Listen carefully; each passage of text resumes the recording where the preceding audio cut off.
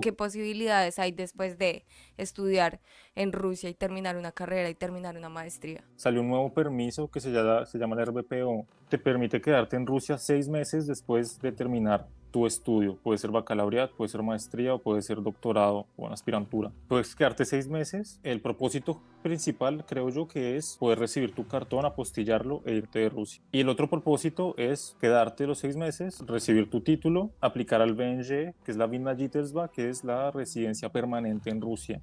El RBPO es como una entrada directa para que te den el BNG. Ujú. Y el BNG se demora más o menos 4 o 5 meses en dar respuesta, que es el proceso en el que yo estoy en este momento, y ya es digamos, el permiso de residencia permanente. No sé cuánto dura, tal vez entre 3 y 5 años, la verdad no tengo claro. En ese lapso de tiempo de 4 o 5 meses, ¿qué onda? Entonces, la idea es conseguir un trabajo legal o bueno, o por horas siendo profesor en alguna empresa, pero que también es algo muy difícil en Rusia, bueno, Que sea y legal, que sea oficial, ¿sí? que sea legal, oficial, ¿Qué sí, o implica sea, la legalidad de un...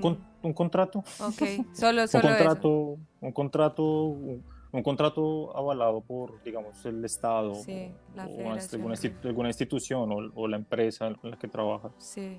Eh, las opciones laborales no son muy amplias en Rusia, pero después hablamos de eso. Mm. Eh, Te quedas esos 6 meses, consigues un trabajo, aplicas al BNG, mientras esperas el BNG trabajas y después te pasa lo que a mí me está pasando, que es se acaba el permiso y te dan una spravka, un certificado de que estás esperando el BNG. Si te para la policía o algo, pues dices, estoy esperando el BNG. Hoy toca hablar también ya de la burocracia. Mm. Yo estoy seguro que la burocracia, no solo en Rusia, sino en cualquier país de Europa, Estados Unidos, es un racismo institucional. ¿Qué implica eso? Que las personas que buscan migrar siempre tienen que verse enfrentadas a unos procesos que no son muy claros, que son un idioma diferente, obviamente, y que ninguna persona, tanto del común como los funcionarios, saben explicar bien, ni en las páginas está un proceso claro que diga qué hacer, porque hay muchas opciones, hay mucha información, o sea, hay una sobresaturación de información sobre procesos, porque hay muchas opciones, muchos procesos y pues miles y miles de personas migrando en todo el mundo. Se crea todo este aparato institucional y burocrático en el que te impide quedarte en el país.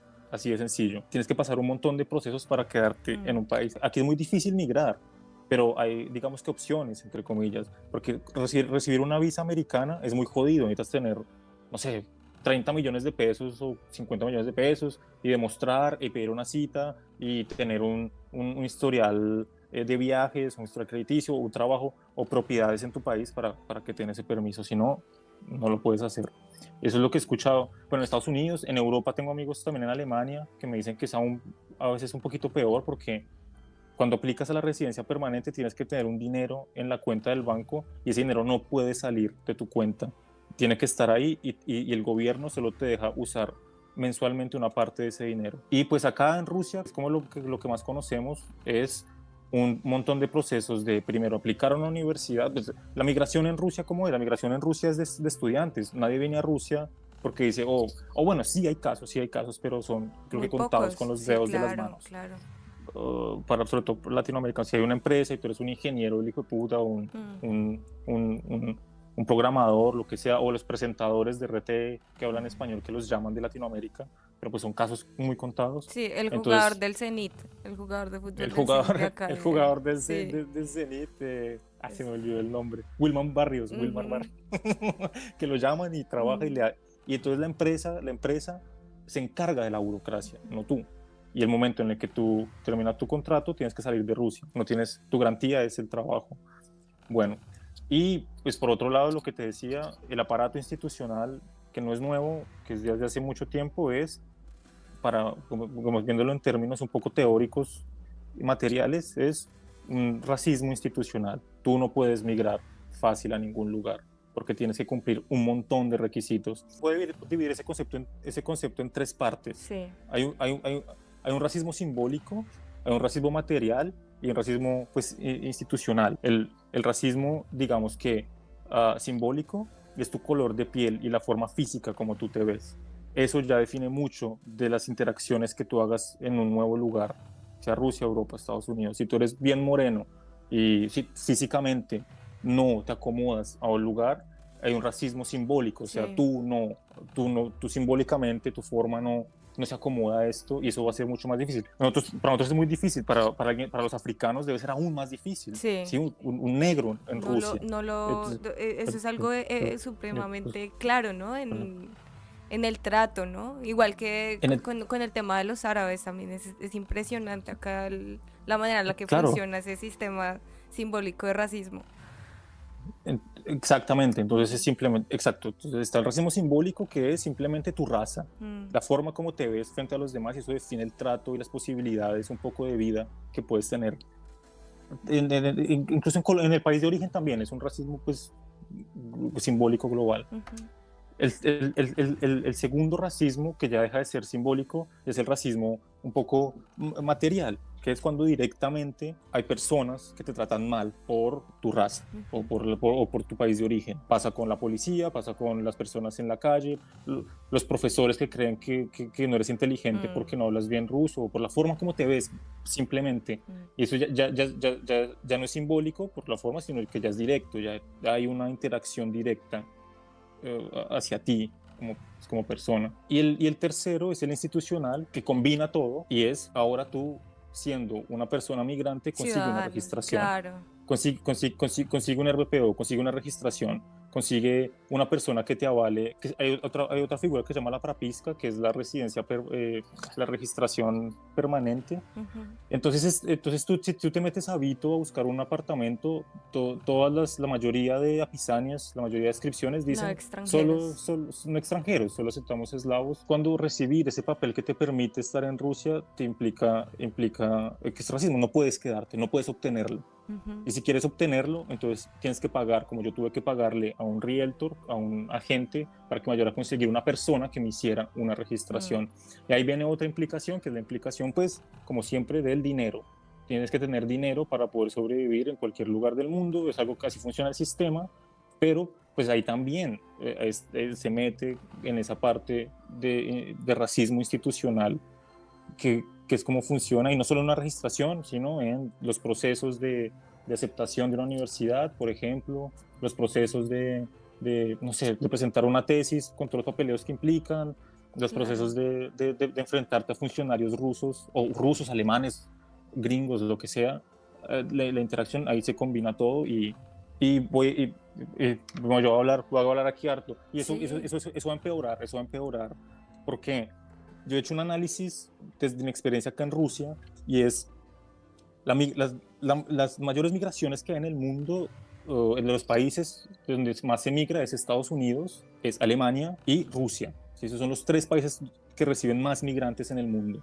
¿Qué implicaciones tiene eso? Que la migración es mano de obra barata, ¿sí? Que es mano de obra que le sirve a las empresas, que le sirve a las ciudades y a las metrópolis como Moscú o como cualquier otra ciudad, para hacer trabajos que los gringos no quieren hacer, trabajos que los alemanes no quieren hacer, trabajos que los rusos no quieren hacer. Entonces hay una precarización gigante, que es como, bueno, eso funciona, es una cuestión económica aparte. Pero ¿qué pasa? Si analizamos las sociedades más avanzadas de Asia, que son Japón, China y no sé, pongamos Singapur, digamos, bueno, pongamos Japón y China, que son las sociedades asiáticas más avanzadas tecnológicamente, la migración no es tan fuerte. ¿Por qué? Primero porque hay mucha gente. Segundo, porque han avanzado mucho tecnológicamente, y esos trabajos que está recibiendo Estados Unidos, Alemania y Rusia para hacer, lo hacen ellos mismos. Lo hacen ellos mismos y lo hacen mejor y más barato. Y con el avance tecnológico, por ejemplo, en China, la migración, la poca migración que existe no va a existir, sino que van a ser las máquinas las que van a hacer esos trabajos. Y eso va a hacer que la migración se vuelva algo imposible y la desigualdad va a aumentar, y eso está pasando en este momento. La migración se está endureciendo y el avance tecnológico concentrado en los grandes capitales y las grandes, digamos, potencias del norte global, digámoslo así, entre comillas, porque eso también se puede criticar, va a hacer que en el fondo exista una mayor desigualdad en el mundo y la migración se vuelva más difícil y conseguir trabajo se vuelva más difícil. Y nosotros, o yo, que yo me identifico como una persona latinoamericana que migrante en Rusia, lo puedo visualizar muy bien, sobre todo acá en Moscú, con cómo funciona la ciudad, la Claro, gran metrópolis tecnológica claro. que tiene todos los sistemas que se interconectan. Y a ver, digamos que hay una cosa y es como, claro, tener la oportunidad de ser migrante o tener, y yo no sé si es una oportunidad, porque la migración también es una decisión que se toma.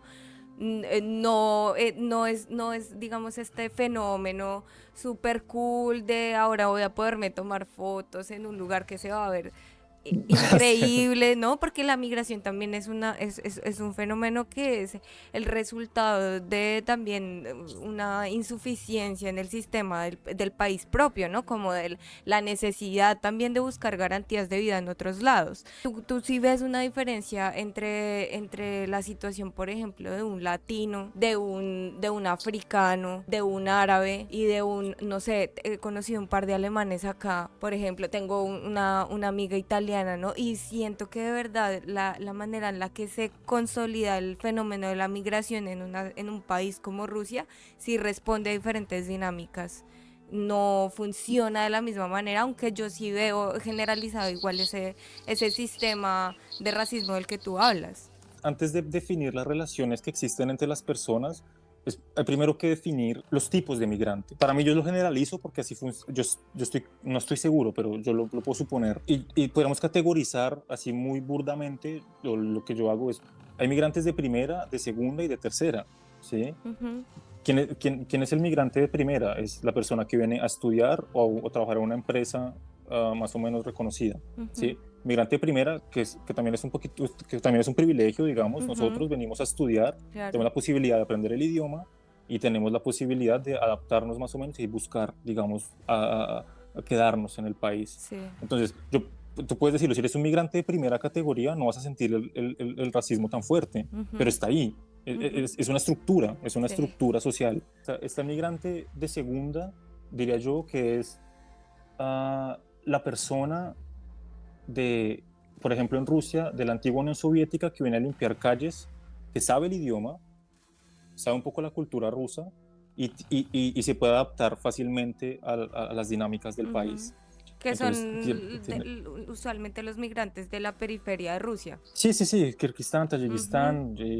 y pues si hablamos de, sí, en el caso específico de Rusia, sí, de la antigua Unión Soviética, entonces son inmigrantes de segunda categoría, Ujú, tienen la posibilidad de emigrar, tienen un plan de migración, llegan, trabajan y le envían remesas a sus familias, ujú, y así funciona, y pues digamos que y el migrante de tercera categoría es el migrante que no tiene otra opción sino migrar, no tiene un plan, no tiene absolutamente nada. El migrante de tercera categoría es el que se enfrenta a una situación eh, sin salida, en el que sí o sí tiene que salir de un país, ya sea porque está en guerra, ya sea porque hay una pobreza extrema, y llega por ejemplo, en Europa, a las migraciones de musulmanes, como hablamos, de africanos y, y demás, se da como migrantes de tercera categoría. Son migrantes que nadie quiere. O sea, los ujú. estudiantes, aquí queremos a los estudiantes, queremos a trabajadores, queremos a personas que vengan aquí a Que trabajar, generen ingresos, claro. generen ingresos, y están los migrantes de tercera categoría que por cuestiones externas tienen que emigrar, punto. Y es algo que se está dando no solo en Rusia. En Sí. Rusia, en Rusia, de hecho, es difícil. Entonces, ¿qué pasa? Son personas que no tienen ninguna, pueden tener formación o no formación académica, pero pues llegan a un lugar donde no saben el idioma, donde están totalmente desorientados y donde no tienen ninguna, digamos, ayuda para adaptarse al lugar. Lo primero que hay que definir es qué clase de migrante eres tú. Claro, ¿Eres de claro. primera, segunda o tercera? Y en la medida en que tú estés en una categoría, vas a recibir un trato. Ujú, Entonces, si eres de primera categoría, el racismo no va a ser tan fuerte. no. Si eres de segunda categoría, el racismo va a ser más fuerte. Si eres de tercera, va a ser una gonorrea. No vas a sobrevivir. No, además es vivir, yo no sé, digamos tú también si lo sientes y es un poco como que yo creo que a partir también del tema de la guerra en Rusia, todo se intensificó, es decir, digamos que es mucho más difícil el tema de la burocracia por culpa de la guerra, es mucho más difícil el tema del racismo por culpa de la guerra, ¿no? Como que se vuelve muchísimo más hermético. Yo no me puedo imaginar, o sea, puedo imaginarme, pero yo solamente he vivido en Rusia en el contexto de la guerra de Rusia y Ucrania. yo creo que es un tema mucho más complejo de tratar. Ujú. No es solamente como que todo se intensifica y es una guerra reciente, sino que es un problema que viene pues, desde hace mucho tiempo. Pero lo principal es que hay una chica, hay una mujer, Schulman, se me olvidó el nombre, Anastasia Schulman, y ella hace un análisis sobre el conflicto con Ucrania, que ahorita con Trump están tratando de llegar a un acuerdo y demás, pero fíjate que la inflación en Rusia y en todo el mundo se está dando, pero en Rusia hay una gran cantidad de personas que están yendo al ejército y están recibiendo grandes cantidades de dinero. ¿Qué implica eso? Mm. Que si tú eres un campesino en un pueblo de Rusia y estás acostumbrado a ganar 20.000 rublos o 15.000 rublos, después comienzas a ganar 200.000 Mm. rublos. Eso implica una movilidad social.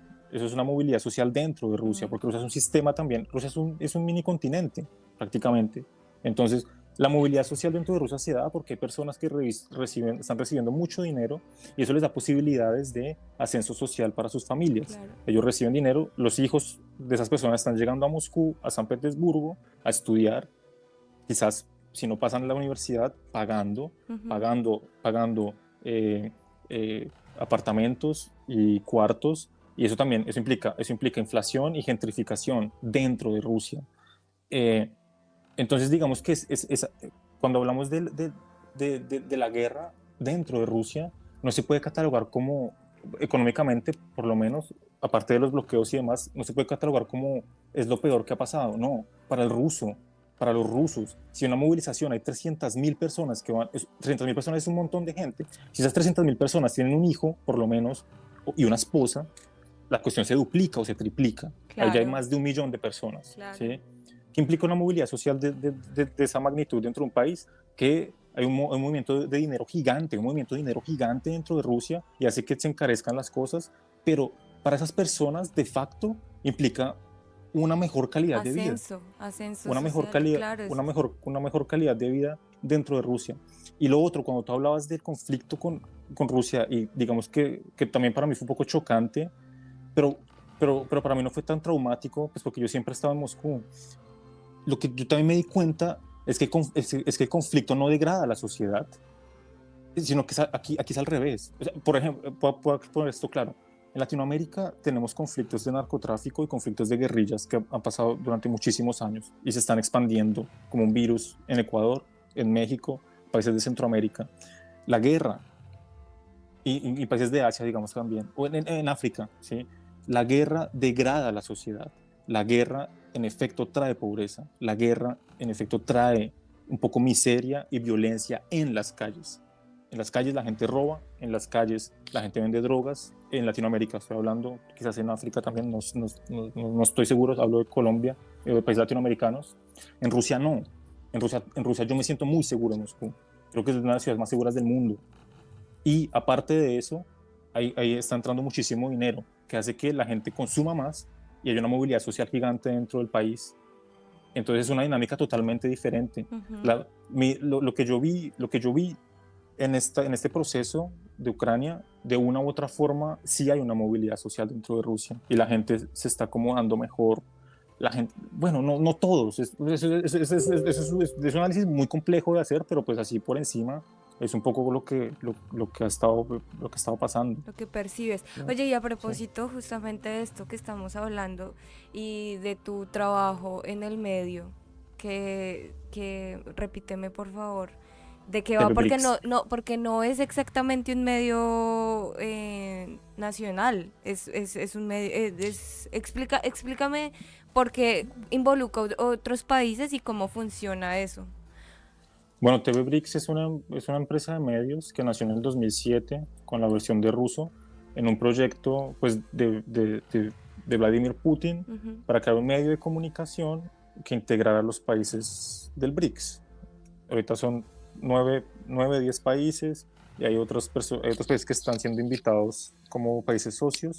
Entonces funciona como un medio que habla sobre los países del BRICS Ok. y hace un poco el análisis de noticias sobre países del BRICS o países que están interesados en el BRICS. Ok, a mí este tema de la representación y como del imaginario social y el discurso y la narrativa y bueno, tú sabes que a mí eso es lo que me interesa un poco.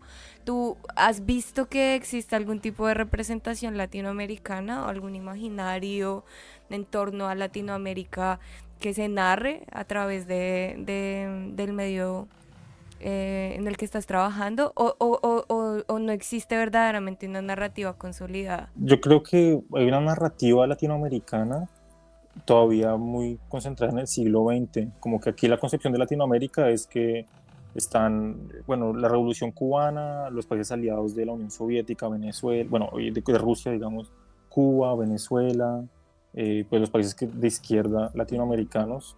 Hay una narrativa que se entiende desde acá, pero también es una narrativa muy superficial. Los rusos no saben qué es Latinoamérica, pero, pero pues digamos que en los medios de comunicación, si hay personas muy interesadas en Latinoamérica o en RT, o esta chica Ina Finogenova que dejó RT y ahora Sí, tiene un medio tiene en un medio España, diferente. si o compañeros de mi trabajo también, Sí. yo trabajé en RT un tiempo, ahorita en TV Bricks, hay gente que sí sabe Latinoamérica, sabe más de Latinoamérica, pero sí, lo que te digo, el ruso de a pie en la calle tiene una concepción muy del siglo XX, de la revolución cubana y de la relación, y un poco como de esas luchas contra un enemigo invisible que Claro. ya no existe porque ya todo eso ha cambiado y no hay no hay ningún propósito ulterior. Bueno, hablando así muy rápidamente, cuando se acabó la Unión Soviética, que era tenía un propósito histórico, la Unión Soviética o el estalinismo y Sí. demás, o el marxismo aplicado a la sociedad, sí tenía un propósito histórico, ¿sí? El fin de la historia, no el fin de la historia, sino la historia tenía un propósito que era como los trabajadores que llegaban al poder y el comunismo como la gran sociedad donde todas las personas puedan desarrollar sus capacidades y potencialidades, así muy burdamente. Pero cuando acaba la Unión Soviética, también acaba cualquier tipo de propósito histórico. Ya no hay propósito histórico. El propósito histórico se cambió por un propósito, no sé cómo llamarlo en este momento, porque es muy complejo por el avance tecnológico, pero sería como una especie de post, postcapitalismo y neoliberalismo, como, no sé, tampoco, también eso es muy problemático llamarlo así, pero sí es como el avance tecnológico sin propósito, sin ningún tipo de propósito ulterior o histórico. Sí, Ya no, eso no existe. no hay un camino, ¿no? Claro. Y es un proceso también supremamente como de una súper rápido, ¿no? Entonces todo el tema de la IA, la Künstliche Intellect, como ¿cómo se dice? La inteligencia artificial. La inteligencia artificial, eso es, digamos que, y a mí me parece muy preocupante porque se supone que, claro, eh, tiene unos alcances que desconocemos y que están determinados por la capacidad, digamos, el permiso que se le otorgue y el permiso solamente se lo puede otorgar pues un ser humano, ¿no? Que vamos a ser nosotros. Pero yo desconfío absolutamente del ser humano, es una cosa, sin que se torne pues en una cosa súper de ficción, sí creo que se acabaron como los propósitos políticos y eso, claro que le quita la estructura política y social a a un país como que es eso que tú dices, es como un pequeño continente que funciona como un relojito, entonces sí, complicado por ese lado. A mí me han dicho algo, también me he topado en muchas conversaciones en las que siempre me dicen, usted eligió estudiar periodismo y viene de Colombia, que es un país con un montón de censura y completamente polarizado, y se va para Rusia, que es un país se encuentra, digamos, de una manera diferente, en una situación también de absoluta censura. Entonces, ¿por qué elegiste el periodismo, digamos, tú siendo colombiano y ahora ejerciendo como periodista en un país que también tiene un sistema de medios supremamente controlado, ¿no? Bueno, por qué elegí estudiar periodismo en Rusia? Era porque yo estudié filosofía y, y pues salí al campo laboral, me di cuenta que la filosofía es simplemente una realización personal y conceptual y para poder hacer análisis más profundos sobre cosas, pero pues en el sistema en el que vivimos no me servía para ser autónomo, digamos. Y después intenté aplicar a una maestría en periodismo en Argentina, en la UNSAM, apliqué la maestría en periodismo en los Andes, pues apliqué un montón de universidades y pasé, pero no tenía el dinero para pagar la matrícula, básicamente. Y después vi que Rusia estaba ofreciendo las becas para estudiar una maestría y pues apliqué una maestría en periodismo porque es un interés también personal. El periodismo es un oficio y no una profesión. El periodismo es cuando tú te interesas en contar algo bien. Ese es un oficio, no es una profesión.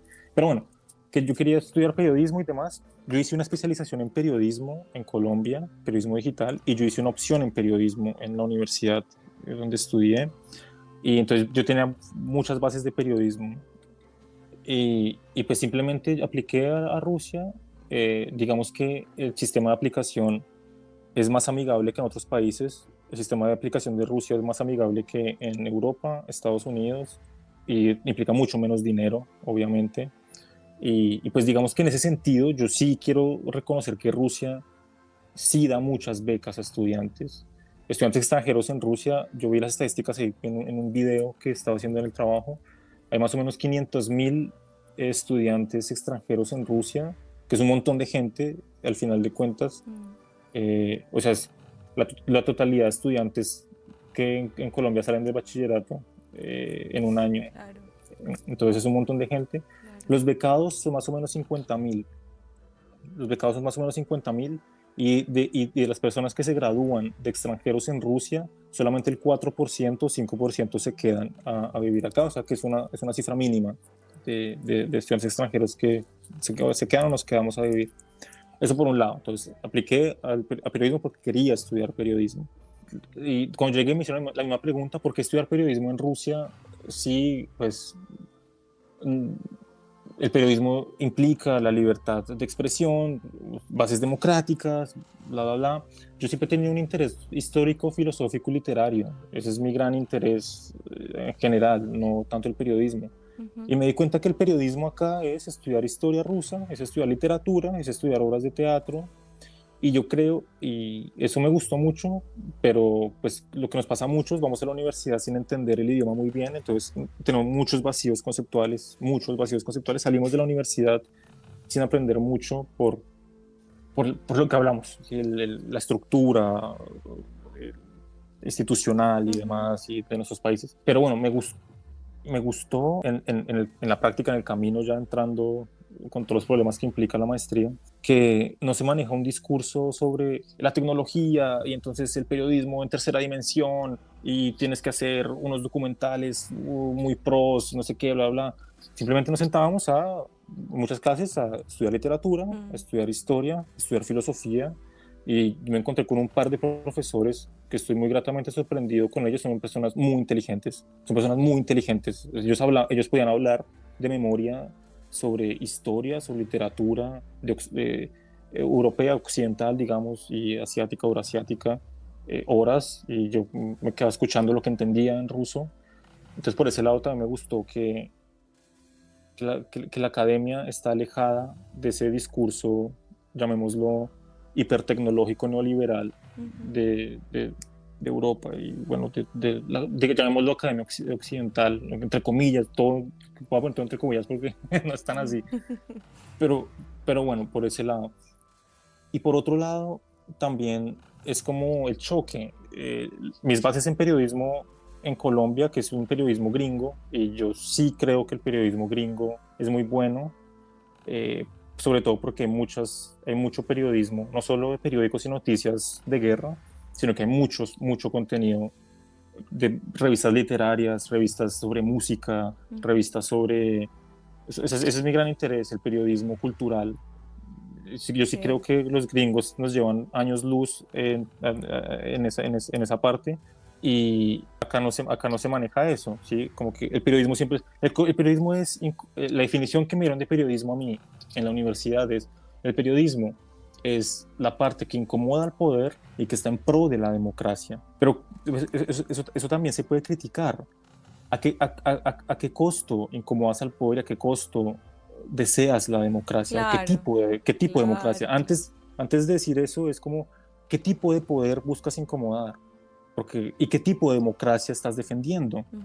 Y yo me pongo mucho más filosófico aún, o sea, un poco, si me equivoco lo siento, pero es como cuando Foucault hablaba de las relaciones de poder y los macropoder y micropoder, el poder es una cuestión muy difusa y está implantada en todos los espacios de la vida, Ujú. ¿sí? Cuando dices incomodar al poder, es que es incomodar al poder. Incomodar poder es incomodar al presidente, weón. Incomodar al poder es mostrar que un concejal está tomando cerveza un viernes en la sesión de consejos. ¿Eso es incomodar al poder? ¿En serio?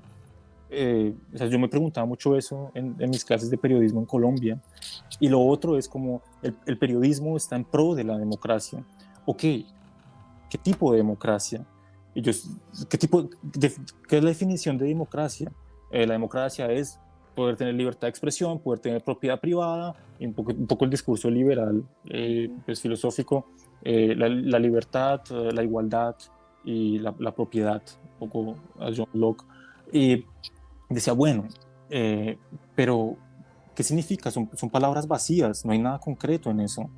Y ese es el gran discurso que se nos implanta, un poco ya viéndolo como antropólogo desde afuera, es que implicaciones de ese periodismo que se cree el mejor y que se debe hacer, qué implicaciones tiene en la práctica, qué implicaciones tiene en la práctica ese tipo de teoría sobre la libertad de expresión, la gran democracia, las democracias.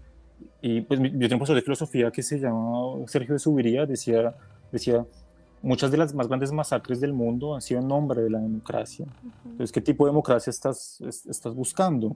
La democracia aplicada en los países árabes o la democracia aplicada en los países africanos, la democracia aplicada en los parlamentos europeos, la democracia aplicada en el sistema electoral gringo, todo es diferente.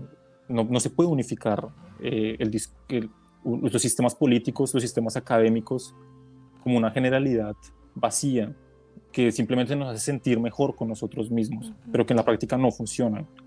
Carreras de periodismo no hablan sobre la gran democracia, no hablan sobre la libertad de expresión, no hablan sobre la igualdad y la función y el oficio periodístico que implica incomodar un poder. Digamos que sí está y digamos que se entiende por encima, pero yo siento que acá el periodismo es un periodismo que también es interesante, un periodismo histórico, filológico, es histórico, filológico y cultural. Yo creo que existe ese Es muy periodismo fuerte. que Sí. integra la filología rusa, del idioma ruso, la historia rusa, sobre todo las gacetas, periódicos, revistas que se han creado desde la Unión Soviética, Sí. antes de la Unión, desde el Imperio Ruso, y periodismo cultural como, como ese producto escrito ha también cimentado la sociedad rusa. Eso es interesante al final de cuentas, ¿sabes? Porque yo también, y quiero aclarar algo, que yo me acuerdo que en la universidad mis profesores hablaban de un concepto que se llama puta, se me olvidó, la, ¿Qué hace referencia a pub- qué? pu- pu- ellos hablaban sobre no era publicavat, no, No, la, publicística. vos. Da.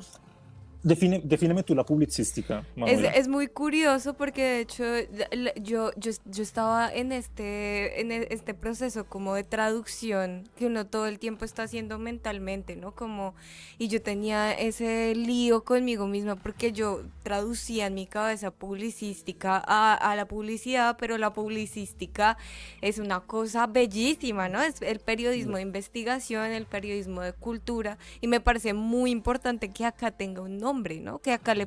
Porque nosotros no tenemos un nombre para definir eso. Eh, Exactamente, exactamente. O sea, eso es lo que tienes toda la razón. Es como cuando, cuando uno se enfrenta al concepto de publicística en Rusia, o como yo lo entendí, tal vez esté equivocado, es como los productos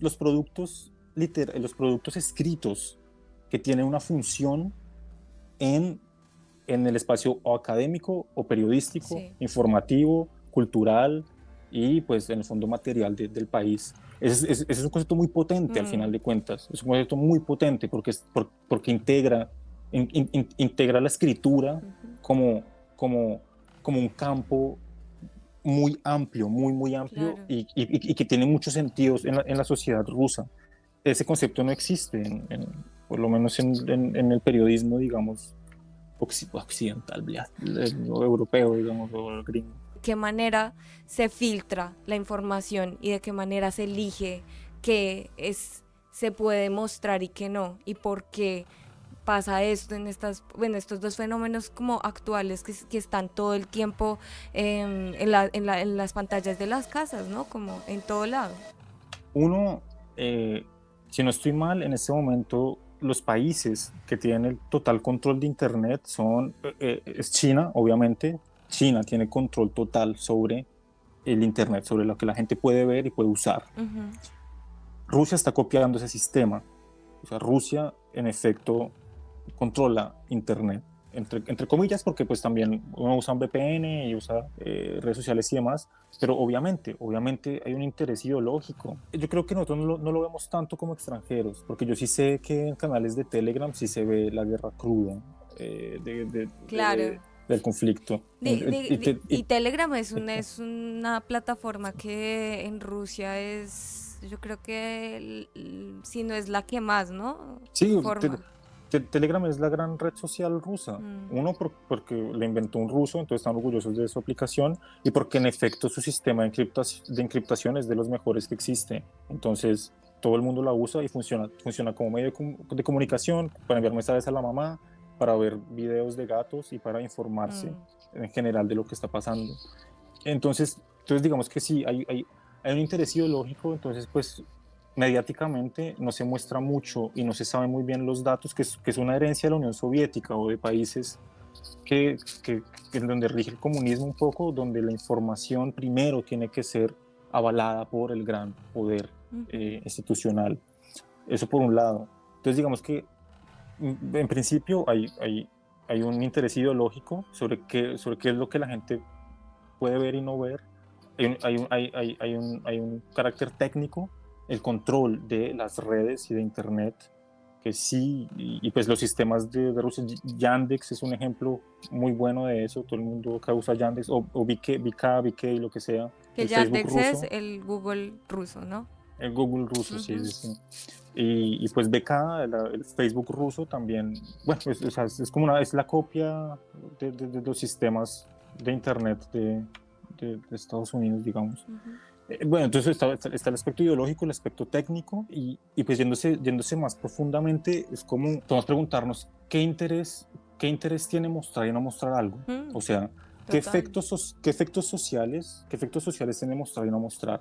Porque los dos tienen un aspecto ideológico. O sea, si tú muestras imágenes, que es lo que pasa en Latinoamérica y en la prensa roja, la gringa, si tú le muestras, y eso lo dijo Naomi Klein en su teoría del shock, si tú le muestras muchas imágenes violentas a las personas, van a tener miedo. Y eso tiene efectos psicológicos. O sea, tú dices, pues puta, vivo en una sociedad de mierda, la gente está loca, la gente se mata, hay cuerpos desmembrados por todo lado, entonces eso crea un shock, estás en estado de shock y dices como que, ok, necesito al gran salvador y al gran estado protector que pueda protegerme de todo este mierdero en el que está el mundo. Boom, ese es un propósito.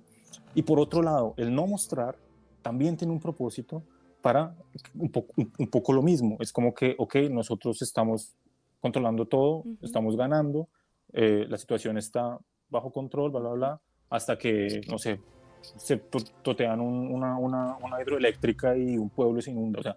O sea el punto es que mostrar y no mostrar tienen ese interés y está ahí. Si uno se puede analizarlo más profundamente, es un poco como, también un poco yendo un poco al lado Foucaultiano sobre el poder y el micropoder. ¿Qué relaciones de poder y efectos en tu cotidianidad tiene la relación que tú tienes con la información? Claro. Y yéndome un poco por las ramas, la gran saturación de información y estímulos y las redes sociales tienen ese gran efecto de que tú te adormeces. ¿Y qué pasa? Que tú ves un niño muerto en Siria en tu Telegram, Instagram, lo que sea, después bajas y ves un gato comiendo leche, y después bajas y ves a, a una mujer en bikini con un Ferrari en un carro, entonces todo se vuelve como muy lo Claro. igual lo igual de lo igual. Pero al mismo tiempo, las nuevas generaciones que están consumidas por TikTok e Internet, creo que están buscando, va a ser peor porque los algoritmos lo que hacen es que todas las situaciones se pierdan. Primero han sido igualadas y dejan de importar, y lo otro es que se pierden. Entonces ahorita existe el gran, y uniéndolo un poco también al racismo institucional y demás, hay una porofobia, o sea, la gente no quiere ser pobre, y eso se ve mucho, por lo menos acá en Moscú, nadie quiere la pobreza.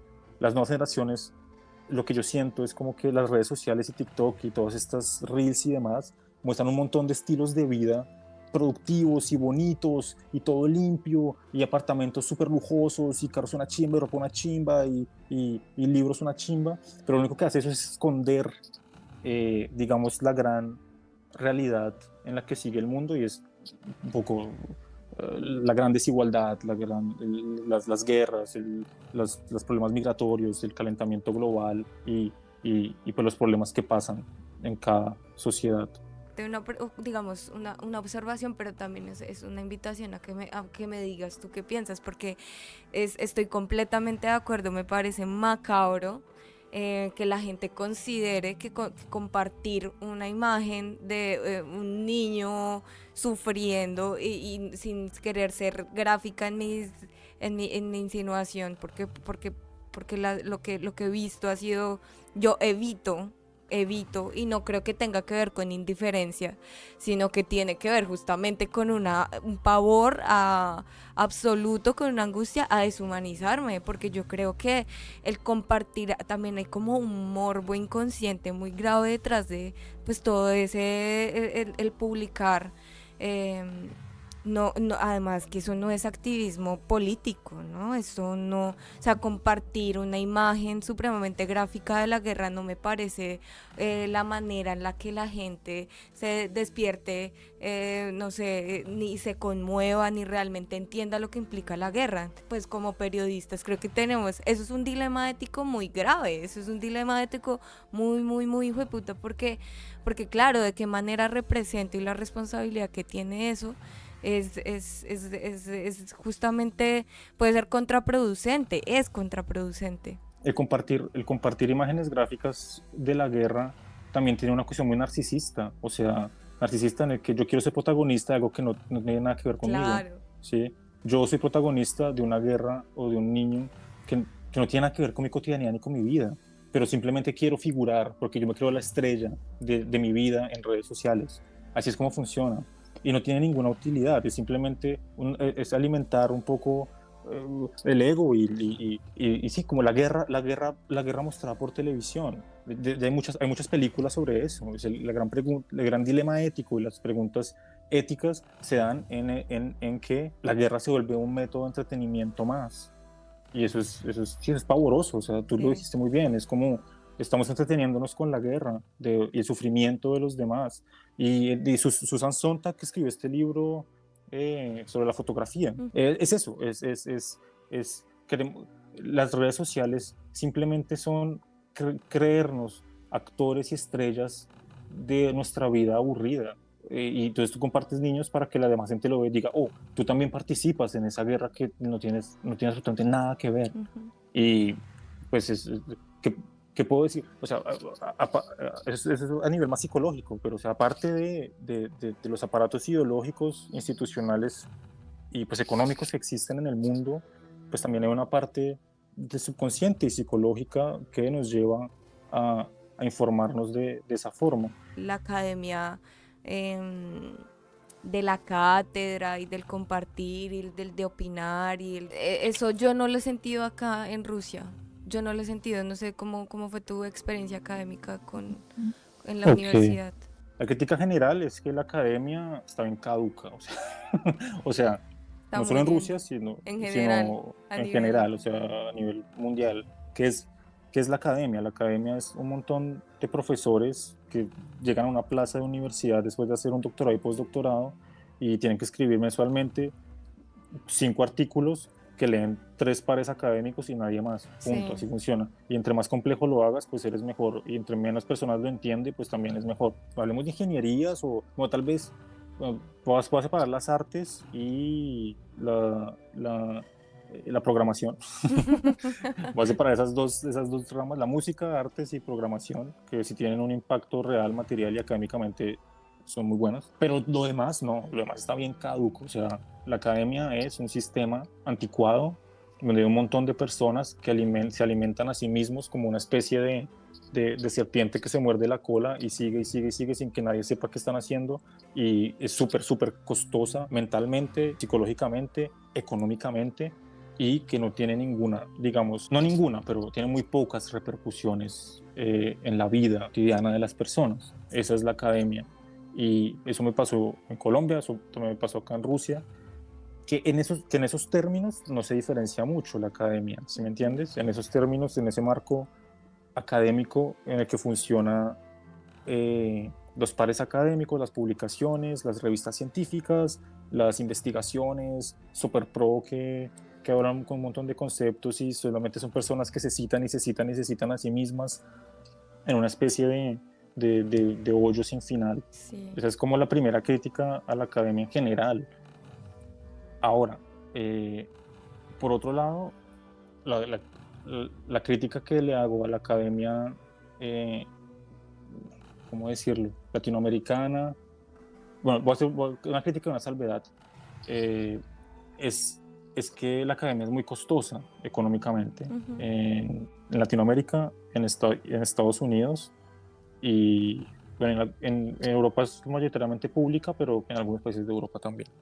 Es pública, pero si tú quieres estudiar no puedes porque tienes que pagar en euros todo, Ujú. entonces pues no puedes básicamente. Esa es la crítica, es muy costosa, es un costo económico que casi nadie puede sobrellevar. Y la salvedad es que sí hay teorías que yo creo que son interesantes, sobre todo desde Latinoamérica, que es lo que conozco, como la descolonización, las teorías feministas, las teorías, digamos, yo, aquí me he vuelto muy conservador, lo voy a admitir, Yo me he vuelto también. muy, Yo muy también. conservador personalmente y conceptualmente Mm. también. Pero bueno, pero yo hago la salvedad en el que sí, que teóricamente las teorías de izquierda y, digamos, la crítica digamos, teórica, sí está mucho más avanzada en Latinoamérica. Sí, Y pues, digamos, en Gringolandia también. O sea, sí. hay que salvar la crítica gringa porque los gringos, los académicos gringos se critican a sí mismos muy bien. Eh, y los europeos también. Eh, Bien, y acá la crítica a la Academia Rusa es que es una academia soviética anticuada, de libros y de textos donde el profesor solamente habla y los seminarios es como a la antigua, o sea, es a la antigua, el profesor hablando 2, 3 horas, uno ahí sentado copiando lo que más le interesa y ya está, no hay espacio para el debate, no hay espacio para la crítica, Mm. digamos, constructiva, no hay, esto también lo voy a extrapolar, no hay esa sensación de comunidad académica, no hay los espacios que yo extraño mucho de Colombia y es algo que menos mal te encontré, que hace rato quería decirlo, los espacios autogestionados, los espacios académicos que tienen un interés ulterior a la universidad, la música protesta, digamos, y los movimientos juveniles que hay en Latinoamérica no existen acá. No es que no existan, o sea, sí existen, pero no como en Latinoamérica, Sí. que es un movimiento grande, es un movimiento grande. Acá no tanto. Acá es una academia muy anticuada y no logra sacar la inconformidad de la juventud, ¿sí? La juventud se tiene que acomodar al sistema ruso. Y, y ahí voy a meter a lo que quería hablar sobre relaciones de consumo. Es, yo extraño mucho en Colombia mis parches de literatura donde nos sentábamos ver libros, a publicar fanzines y cosas autogestionadas sobre textos de poesía o literatura o ensayos que la gente se comparte sobre la situación política, que es la gran inconformidad de la juventud que debe salir. Eso debe salir de alguna forma, debe salir en cualquier tipo de arte. y cuando tú le cortas a la academia el espacio de un poco la juntanza, la reunión, la expresión juvenil y la crítica, entonces se vuelve una academia castrada, ¿sí? No puede engendrar algo nuevo, no puede engendrar la gran teoría rusa y la gran crítica rusa a la sociedad.